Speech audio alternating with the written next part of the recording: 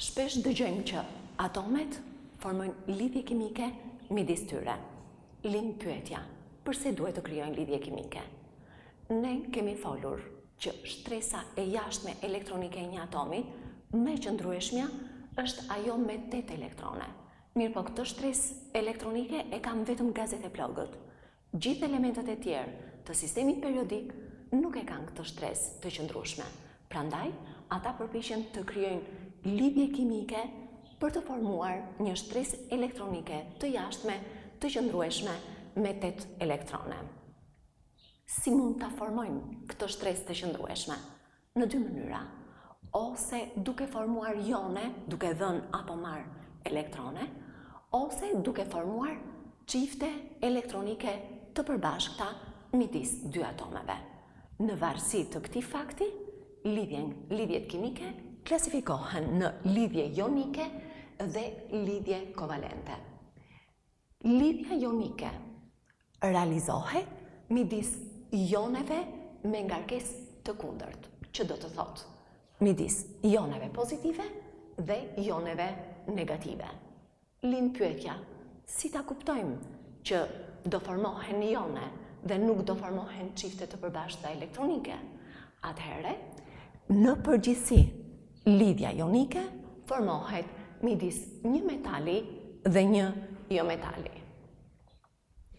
Në lidhjen ionike, zakonisht diferenca elektronegativitetit midis dy elementeve që e krijojnë lidhjen është më e madhe se sa 1.7.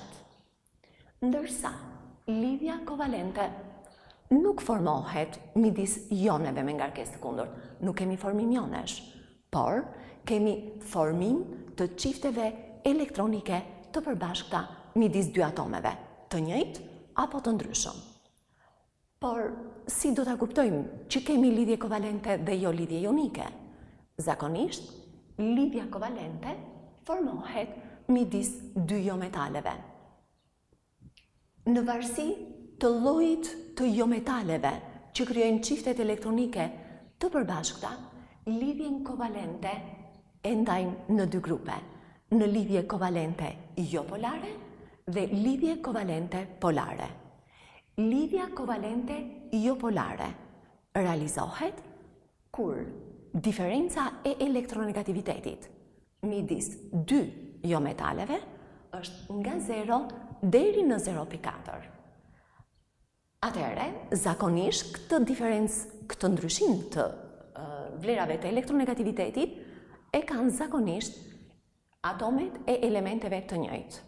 Pra, kur formohet çift elektronik i përbashkët midis dy atomeve të njëjtë, atëherë jemi të sigurt që lidhja kovalente është lidhje kovalente jo-polare. Ndërsa lidhja kovalente do të quhet polare kur diferenca elektronegativitetit midis dy atomeve është nga 0.4 deri në 1.7.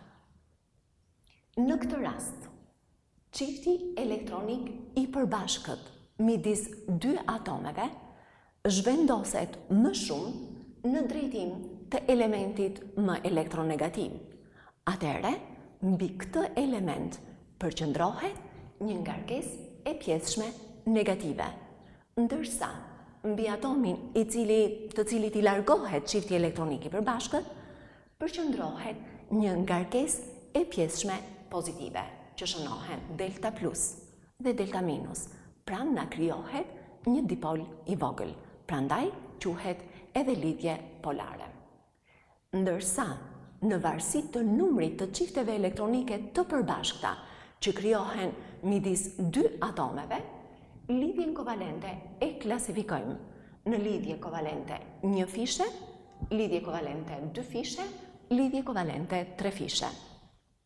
Lidhja kovalente është 1 fishe, kur midis dy atomeve krijohet vetëm një çift elektronik i përbashkët.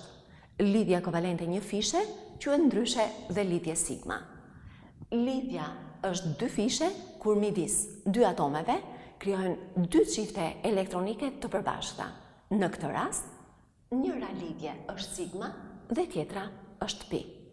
Dhe lidhja është 3 fishe, kur midis dy atomeve mund të krijohen 3 3 qifte elektronike të përbashkëta. Në këtë rast, një nga lidhjet është sigma dhe 2 të tjerat janë pi.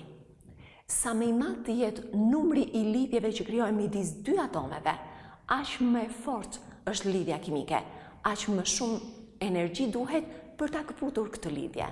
Prandaj themi se lidhja 3 fishe është më e fortë se sa lidhja 2 fishe.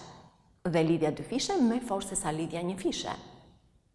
Energjia e lidhjes 3 fishe është më e madhe se sa energjia e lidhjes 2 fishe apo energjia e lidhjes 1 fishe. Ndërsa për sa i përket qëndrueshmërisë, lidhja 1 fishe është më e qëndrueshme se sa lidhja 2 fishe apo lidhja 3 fishe. Përse ndodh kjo? Përse lidhja 1 fishe është më e dobët, por është më e qëndrueshme? Duhet të kuptojmë termin e qëndrueshme.